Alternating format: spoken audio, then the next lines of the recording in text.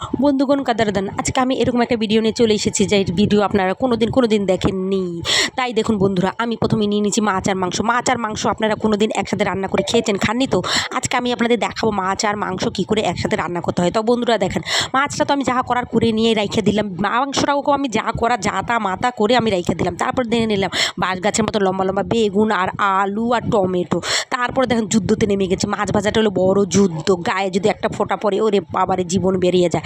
তাই বন্ধুরা দেখেন, বাঁশ গাছ আর লম্বা গাছ যাই গাছে হোক না কেন, বেগুন আলুটা ভালো করে লাল লাল করে ভেজে নেব। তারপর যা যা মশলা দেওয়া সেগুলো মশলাগুলো দিয়ে ভালো কইরা ঢেকে এখন দেখুন কি সুন্দর কালার চলে আসছে বন্ধুরা। তারপরে দিয়ে দিলাম গঙ্গা যমুনা সরস্বতীর পানি।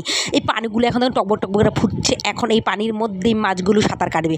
তো মাছগুলো সাঁতার কাটতে কাটতে এইদিকে আমি চিকেনটা ভালো করে কষাইয়া পেঁয়াজ আদা রসুন টমেটো দিয়া পানি দিয়া এখন সুন্দর করে রাইখা দেবো।